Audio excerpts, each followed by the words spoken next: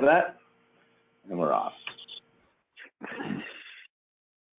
So here's our take. You know, all ontologies somewhere in them have a taxonomy, a hierarchy of concepts.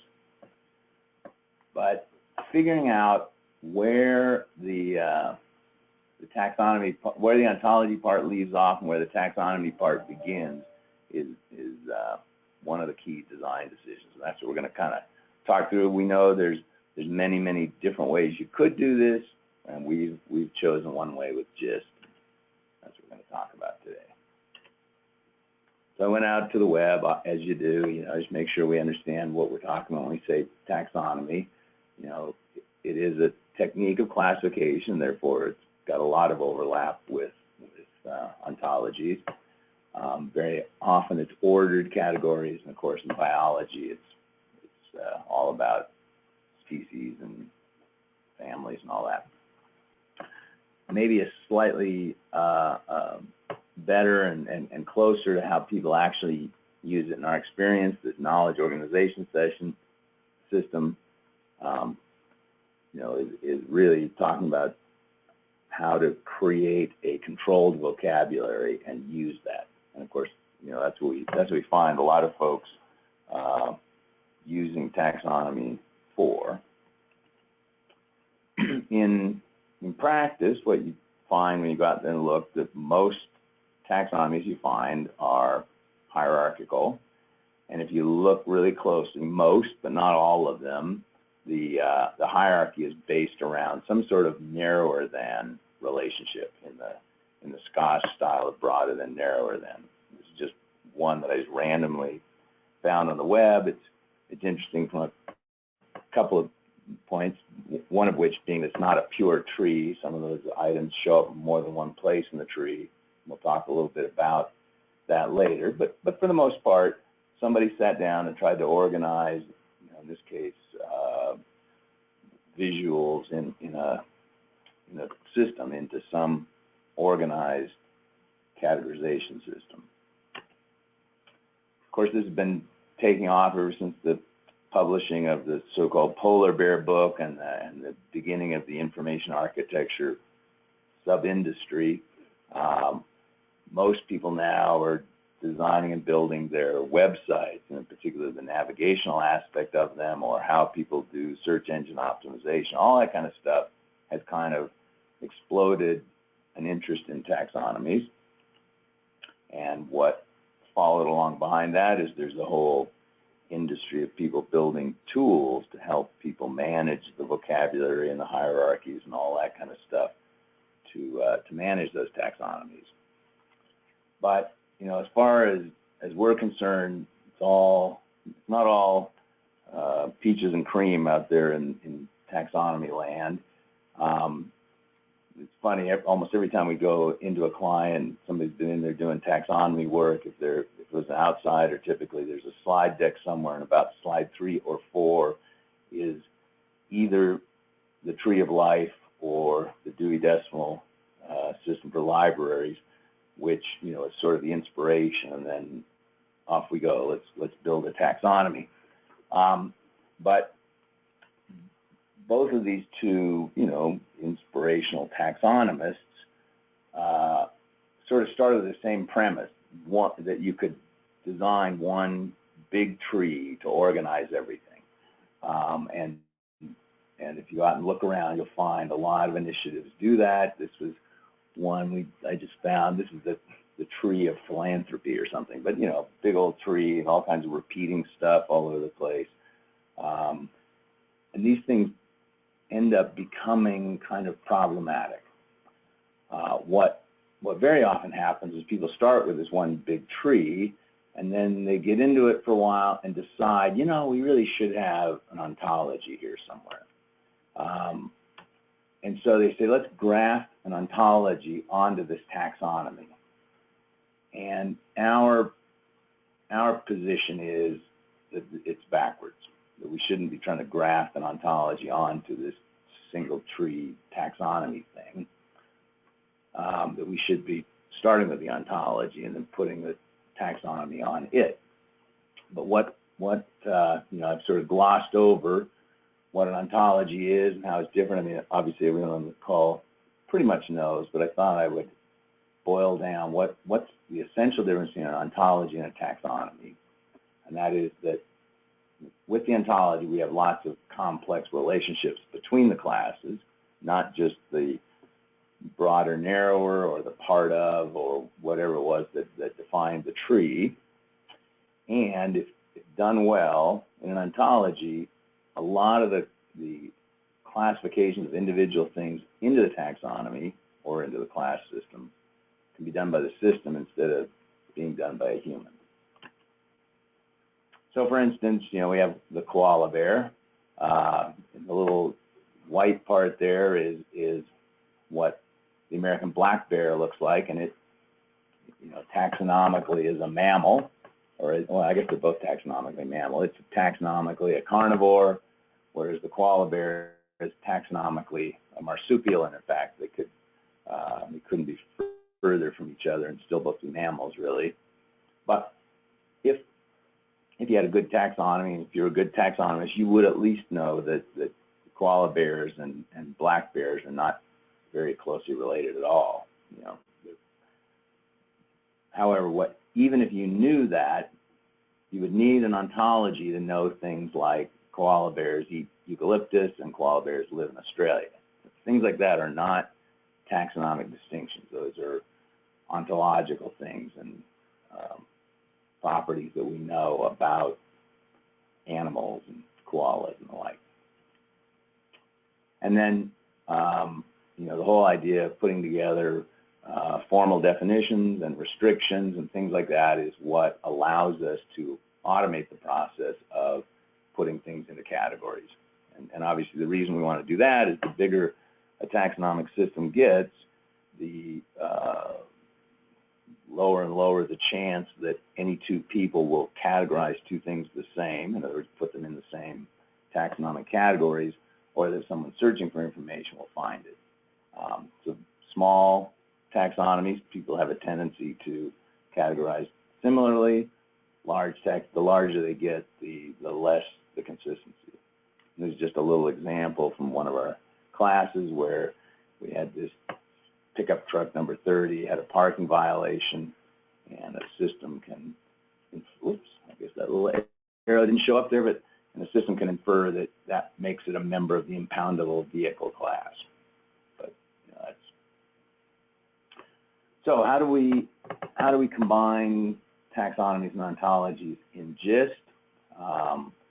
We take the idea that the ontological classes, the sort of the backbone, the core that ties everything together, are central, and as are the relationships that bind them together, and then we sort of attach the taxonomies to make fine-grained distinctions where that makes sense. And in a lot of these PowerPoint-style presentations, we'll put little inverted triangles with what is the taxonomy, and a lot of times we'll have numbers because the name of the specific taxonomy doesn't fit so well in where we found it. So this is just showing, there's three concepts here: organization, space, and addresses, and two temporal relations that we could further specify with taxonomies. Now, when we say something like that, when we do this little shorthand, like in this case, if I said employee, there's a taxonomic distinction here that we're going to call employee type. What we're really saying in GIST is that a class of all employees has some values from the class called employee type, which is a subclass of GIST category, and which will have some set of values which may be enumerated, maybe a closed set or maybe an open set, depending on what you want to do. But the key things here, all of our taxonomies are subclasses of GIST category, and everything that's categorized uses the same object property, which is called just categorized by. So the thing on the left is just a shorthand for PowerPoint, for what's really going on the right there. The other thing we found is that a lot of classes end up with many taxonomic distinctions, pretty much kind of going in parallel here. Here we said, you know, an employee, you might categorize them as by their type, whether they're exempt or non-exempt, by their status, whether they're active or inactive. You know, a lot of people categorize employees by gender, the tax category where, you know, exempt and non-exempt mostly is talking about W-2, but, you know, in some ways you may say, no, we could have a non-exempt, you know, contract or whatever. A lot of people, employees, they have ethnicity, categorization, things they need to do for reporting purposes, and titles could even be considered categorical distinctions. So kind of give you an idea that this is lots of, and as you can see, very small taxonomies, not giant trees. So that's what, you know, if you go down this path, you find yourself with lots of these little taxonomies, but what we have found interesting about it is that people are way more consistent about categorizing things into many small taxonomies than they are into one giant tree. There's a handful of things that you could call a taxonomy, and many people do, and in many systems they are. I'm going to call them borderline taxonomies because I don't have a better name for it at the moment, but things like geography, you know, countries and states and counties and cities and all that kind of stuff, they certainly have a hierarchical arrangement. They're not quite the broader and narrower than. They're, you know, geospatially contained kind of relationships. And we typically, because there's complex relationships in geography, we typically model them as an ontology, but certainly, as you'll see in a minute, we can use them in a very similar way to the other categories. And same with things like accounting structures and organization structures. You know, they have hierarchy. They look a lot like taxonomy, but we tend to, if there is a lot of complex relationship and a lot of other things going on, we will tend to model them in the ontology and then potentially use them similar to a category later. So if you worked at all with data warehouses, you eventually come across what they call dimensions. If you took the borderline taxonomies and all the rest of the categories we have here, you'd have a pretty good set of what a warehouse builder would call a dimension.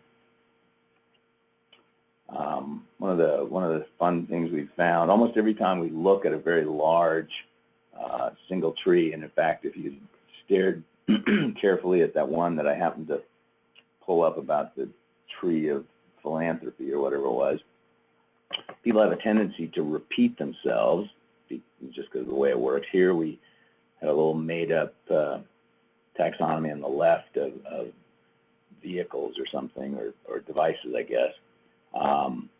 And within boats, we had human-powered, motor-powered, and we had can openers and stuff. And very often when people do this, they use slightly different words, but really the distinction they're making is what is powering this. And we have this idea that you could pull the repeating stuff out, and over there on the right, you pop it up so it's orthogonal, or in other words, we could apply those power sources to any kind of thing. We could have a motor-powered toothpick, at least conceptually. And we call that whole mental process of teasing these things out and finding the orthogonal things, the facets. And what we have found to be very interesting around these facets, we went out and found this, I just found it somewhere, this taxonomy of literature. You know, first they broke it down by language, and then they broke it down by type, genre, and then they broke it down by period. You know, you could imagine they might have had names for those periods, you know, the Romance era and the this and the that. But if you think about this a bit, if they just had 10 languages, and obviously there are whatever there are, 2,400 languages in the world, not all of which have prose, poetry, and drama, but if you merely had 10 languages represented, and you merely had 10 genres and 10 time periods, this tree would have 1,000 leaves. Pretty big tree. They never quite do it that way, because if that occurs to them, it would occur to have some facets and separate these things out. But what makes it interesting, if you actually do separate this out and just say, really all there is 10 languages, 10 genres, and 10 periods, and you can use any in combination to create a composite category. What you've done, and we call it facet math, is if you learn 30 concepts, in other words, you have to know what the 10 languages are, you have to know what the 10 genres are, and you have to know what the 10 time periods are. So you had to learn 30 things, but you can create 1,000 categories, because it's 10 times 10 times 10. And of course, that's 3 facets, or 3 dimensions to the facets. Like I was suggesting earlier, even employee probably has 7 or 8 facets, and it becomes very multiplicative. You get a lot of distinction for very little mental effort. One other thing, kind of an aside, but what we've noticed, a lot of times when you go into an existing design, there are lots of Booleans, where the answer to some question is either true or false, or yes or no, or 0 or 1. I mean, even things like, is the gender male, or something like that, 0, 1, or what, and the reason we don't like that and try not to recreate it in our designs is because when the data says either true, false, yes, no, or 0, 1, you don't know what it means until you go back to the question, which might be buried in the application somewhere. Far better to, like on the left here, we say if this service is a material service, the original statement of that is material, yes, no. But your data will then just say yes, no. And even worse, there's a tendency to want to try and reuse yes and no. But of course, yes and no means something different in different contexts. So we almost always want to say, really a Boolean is actually a category. And in this case, we just restate it as the category called impact on business, and the individual taxonomic distinctions is there's either a material impact or a non-material impact, or you could have 2 or 3 more in there. So the real question then, if we now have sort of sorted this out, we've got ontologies with rich relationships, we've got some taxonomic distinctions, but then where do you draw the line? And the 2 extreme positions you can take are either every time I introduce a new distinction, let's make a new class, which is I think what a lot of people do when they first come to ontology design, or the other extreme is everything is an instance of a particular subclass of the category class. And we're way more over on that side, but we're going to show a couple slides here about how to sort through that. Let's imagine that you were a vet clinic or a zoo or something like that, and sooner or later you realize that you deal with species of animals, and you've come across the tree of life. We circled back to that, and you find, oh yeah, these are all the classes of all these animals, and you might be tempted to put the classes in your class tree. Here's Physis catus, believe it or not, I don't make this stuff up, but that's the domestic cat, and the other one, we've got the Canis familiaris is the dog, and Lupus is a wolf. So there they are, they're all in their correct positions. But if you start down this road, sooner or later you're going to realize there's actually 200,000 species out there, and you may or may not want just of animals, I think. you may or may not want 200,000 classes that you're mostly not going to use, depending on what actual business you're in. The other alternative is to create the class of all species and then put these things in as instances.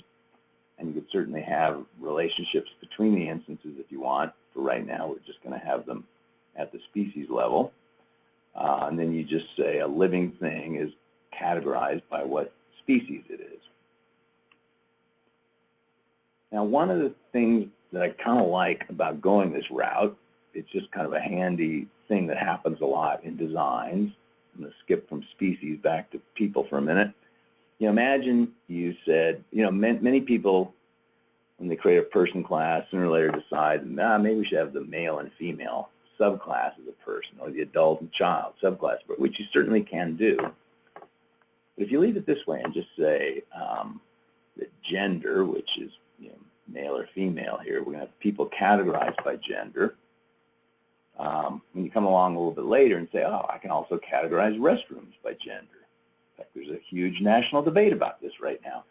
But at least we've got some place in the middle there where people can get together and say, you know, this restroom is available for some of these new gender types we've been inventing lately, which is, you know, if you didn't go this route, you would create subclasses of person, and you'd eventually create subclasses of restrooms, and you'd eventually have to create restriction classes to say which ones can go into which and all that, which is just a lot more complex for accomplishing something really pretty simple here. So what we recommend is start with all your distinctions as instances, but then come back and create subclasses if you need in the ontology to make the distinction. And typically in the ontology you need it because you want to introduce some new properties.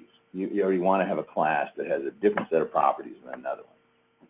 So for instance, the whole male-female thing, the truth is most businesses don't have any different properties attached to males or females. They just want to know, you know, who's a male and who's a female. But, you know, if you're an OB/GYN clinic or any kind of clinic like that, that you actually probably do have, you know, my wife is a midwife, and so she will ask her female patients how many times they've been pregnant, which, you know, would not be a very appropriate thing to ask for your male patients, if you even have any in your OB/GYN clinic. But anyway, so that's the kind of idea we're thinking of here, and the whole point is you don't even have to get this right up front. Let's say you had the vet clinic and categorize things by species, but then later you said, you know, I'm going to have some different properties on dogs and cats. I can't even imagine what that would be, but it's possible. You just go in and create the class of dogs, and you say, my definition of a dog is the living thing that's categorized by that species name, and now you've got the class. You didn't have to change anything. You might even have tons of existing data and all these living things with their species, and only the dogs are going to be in this class. You know, the reptiles and the chickens and all that kind of stuff aren't going to be in this class. One of the other things we've noticed that this kind of helps a lot with is we can split the governance off to people who are dealing with the complex relationships and all the restrictions and the formal definitions, and you know those are the ontologists. And if we can make their world smaller and simpler and stabler, that they won't, you know, have to entertain lots and lots of changes just for what we call taxonomic distinctions, and there very often are more taxonomic distinctions. There's more categories, and people are continually inventing them. They're somewhat more subjective, so people have to spend a lot of time in committees and have workflow, and there may even be a role for some of those tools that we suggested earlier. But by doing it this way, we can allow each of those groups to manage their own distinctions kind of in their own way. And then, of course, I'd be remiss if I didn't put together an ontology of taxonomies. This is something we did with a client a long time ago, and what we meant to say here was that, you know, when you look at a taxonomy, and you see an indented list, first thing you want to ask yourself is this a formal taxonomy? And what that means is every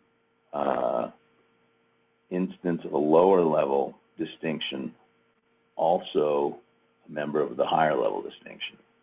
So, you know, it is in the tree of life. It is every dog is a mammal, every mammal is an animal.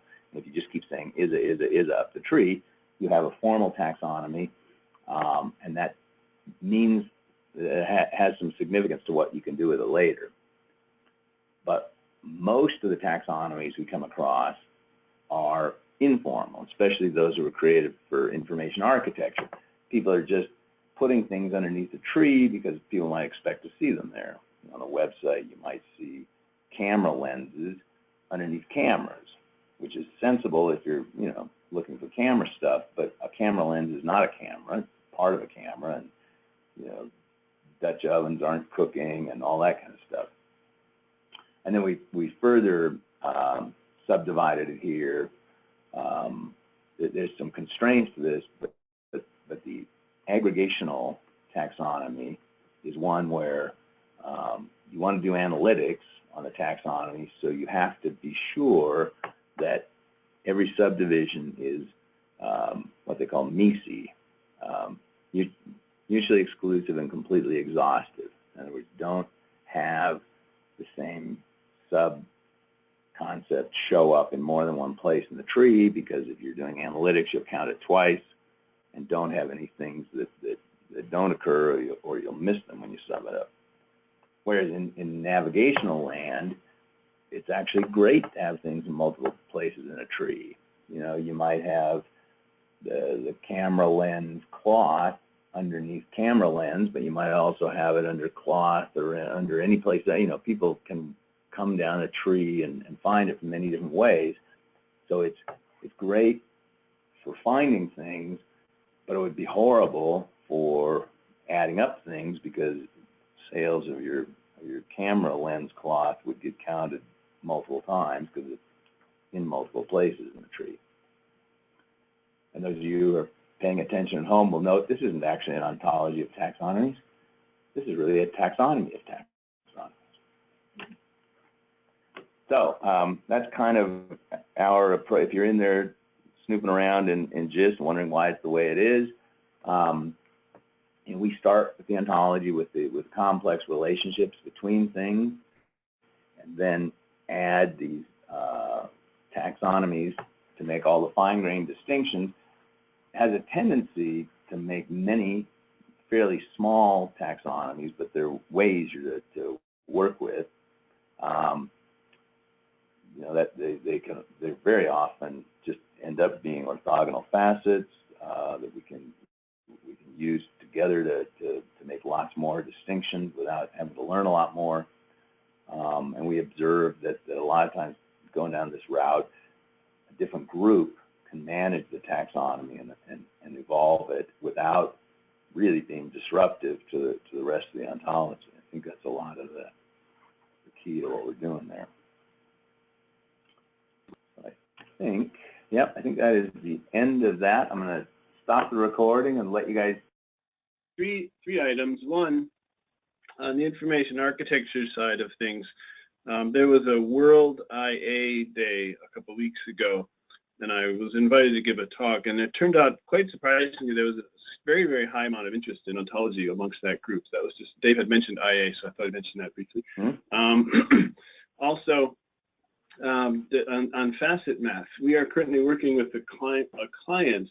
So Dave gave the example of you know, languages, topics, genre, and you can get 1,000 leaf nodes, but most of those are duplication. Every combination of those three things is a duplicate node.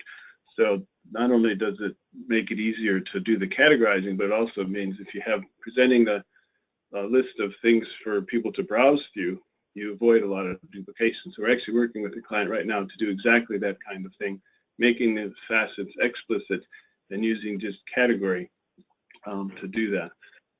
And thirdly, a little bit more detail on how Dave described how we do things in GIST. There's a blog, I'll send a note in the chat in a moment, that we did a while ago that explains the different ways to use GIST category and how you might represent something as a class versus when you might represent it as a category. So just a little bit of extra stuff to augment what Dave had already said. Cool, thanks. Actually, does anybody else want to say anything before I turn the recording off?